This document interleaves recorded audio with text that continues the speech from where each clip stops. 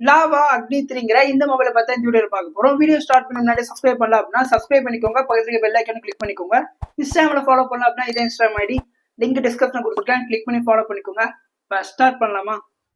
மொபைலோட பிசிக்கல் வரையை பொறுத்தவரை டாப்ல பாத்தீங்க அப்படின்னா ஸ்பீக்கர் இருக்கு. அது பக்கத்துல டாலி அட்டம் சப்போர்ட்டும் போட்டுருக்காங்க. அதுக்கடுத்து பார்த்தா நாய்ஸ் கேன்சலேஷன் மைக் இருக்கு. அப்படியே பாட்டம் வந்து அப்படின்னா பாட்டன் பார்த்தா ஸ்பீக்கர் கொடுத்துருக்காங்க. அடுத்து பார்த்தீங்கன்னா மைக் இருக்கு. அடுத்து சார்ஜிங் போர்ட் இருக்கு.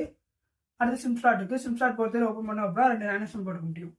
அப்படியே லெஃப்ட் சைடில் பார்த்தீங்க அப்படின்னா வால்யூம் பட்டன் இருக்கு. ரைட் சைடில் பார்த்தீங்கன்னா மொத்தமாக 2 பட்டன் இருக்கு. ஒன்று பார்த்தீங்கன்னா பவர் பட்டன், இன்னொன்று பார்த்தீங்கன்னா ஆக்ஷன் கீ. இது ஒரு சூப்பரான ஃபியூச்சர். இது பார்த்தீங்கன்னா பின்னாடி சொல்றேன்.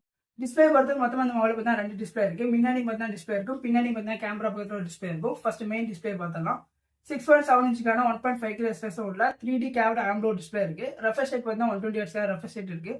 பிரைட்னஸ் பார்த்தீங்கன்னா 1200 ஹெர்ட்ஸ்க்கான பீக் பிரைட்னஸ் இருக்கு. HDR கண்டென்ட் பொறுத்தவரை யூடியூப் பார்த்தா சப்போர்ட் ஆகும், நெட்ஃபிளிக்ஸ் பார்த்தா சப்போர்ட் ஆகாது. ஆல்வேஸ் ஆன் டிஸ்பிளே கூட இருக்கு. அப்படியே பேக் சைடு வந்து அப்படின்னா பேக் சைடு பார்த்தா 1.7 இன்ச்சுக்கான 2D AMOLED டிஸ்பிளே கொடுத்துருக்காங்க. ஒரு குட்டி நாய்க்குட்டியோடு இந்த டிஸ்பிளே யூஸ் பண்ணி பார்த்தீங்கன்னா நம்ம ரேர் கேமரா பேக் கேமரா பார்த்தீங்கன்னா நம்மளால செல்ஃபி கேமரா மாதிரி யூஸ் பண்ணிக்க முடியும். அதே மாதிரி தான் நோட்டிஃபிகேஷன் ஆக்சஸ் பண்ணிக்க முடியும். பிரைட்னஸ் கூட்டுறது குறைக்கிறது அது சில மல்டிமீடியாலாம் பார்த்தீங்கன்னா இதில் ஆக்சஸ் பண்ணிக்க முடியும். கேமரா பொறுத்தவரை பார்த்தீங்கன்னா ஃப்ரண்ட் செல்ஃபி பார்த்தீங்கன்னா 60 மெகாபிக்சலுக்கான செல்ஃபி கேமரா கொடுத்துருக்காங்க. அப்படியே பேக் சைடு வந்து அப்படின்னா பேக் சைடு பார்த்தீங்கன்னா ட்ரிபிள் கேமரா இருக்கு.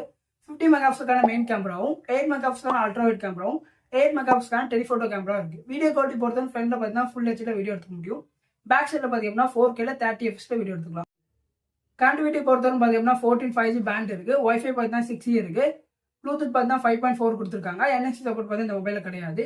இதோட பர்ஃபார்மன்ஸ் யூஸ் பண்ணிக்க ப்ராசர் பார்த்தீங்கன்னா MediaTek Dimensity 7300+ இந்த ப்ராசர் யூஸ் பண்ணிருக்காங்க. இந்த ப்ராசர் பற்றி சொல்லலாம் அப்படின்னா ஓவரால் பர்ஃபார்மன்ஸ் நல்லா இருக்கும். ஏன்னா கேமிங்க்கும் பார்த்தீங்கன்னா ஒரு குட் பர்ஃபார்மன்ஸ் இருக்கும்.